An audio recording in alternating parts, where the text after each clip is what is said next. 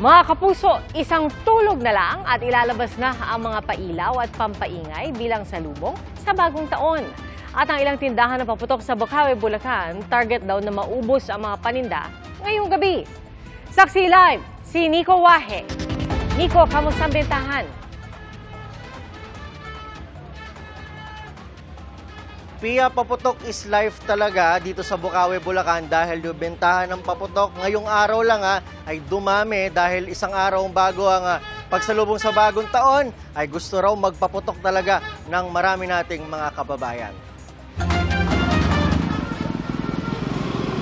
Sabay sa paglubog ng araw at pagtila ng ulan ay ang pagdagsa ng mas maraming customer na bumibili ng paputok dito sa fireworks capital of the Philippines, Bocaue, Bulacan. Si Kervin dumayo pa mula Pasig para bumili ng paputok. Ilang taon na raw kasi silang hindi nagpapaputok. 5 taon na nakalipas. Muling paputok namin. Wala lang, medyo mataas na presyo eh. Hindi kagaya noon, mas mababa pa. Ngayong mga nakaraan taon, mas mahal daw. Sinek muna nga raw nila ang presyo bago bumili. Example, itong Quickies. Yung special, umaabot ng 18 pesos isa. Ngayon, 12 pesos na lang siya. Special na yon. 2,500 pesos daw ang budget niya sa paputok. Si JC naman na taga-Giginto, 10,000 pesos ang budget ngayong taon para sa paputok. Nag-ikot-ikot nga raw siya muna para makakita ng tindahan na may pinakamurang benta.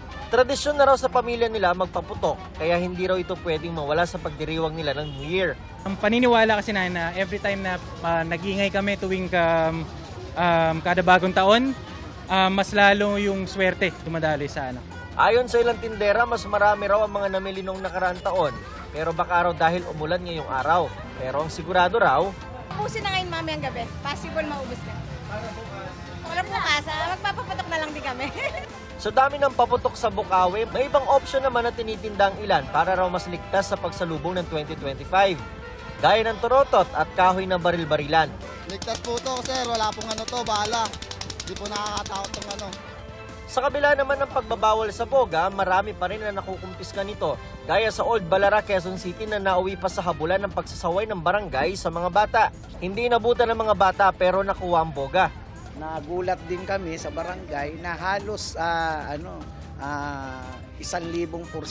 ang itinaas ng nakumpiska namin boga ngayon. Yes, last year. At tila mas napaaga raw ang paggamit ng mga bata sa boga. Dati po, nakakakumpiska tayo ng boga bago magbagong taon. Ito, wala pang Pasko, unang linggo pa lang ng Disyembre, marami na tayong nakukuhang boga. Kanina muling pinaalalahanan ng barangay ang mga magulang lalo't mahigpit ang kanilang patakaran sa mga mahuhuling nagpapaputok ng boga. Okay yun, kasi maganda yun. Kasi pag matapos yung Pasko, bagong taon, walang aksidente nga nangyayari. Pia, hanggang sa mga oras na ito ay patuloy yung pagdating ng mga mamimili ng paputok dito sa Bocaue, Bulacan. At ayon sa ilang nagtitinda ay may ilang klase ng paputok na paubos na yung supply or kaunti na lang. Gaya ng Quickies at saka yung sawa at maging yung mga pampailaw na pambata. Pero sa mga gustong humabol, bukas naman daw sila 24 oras. At live mula rito sa Bocaue, Bulacan para sa GMA Integrated News, ako si Nico Wahe, ang inyong saksi. Mga kapuso, maging una sa saksi. Mag-subscribe sa GMA Integrated News sa YouTube para sa iba't ibang balita.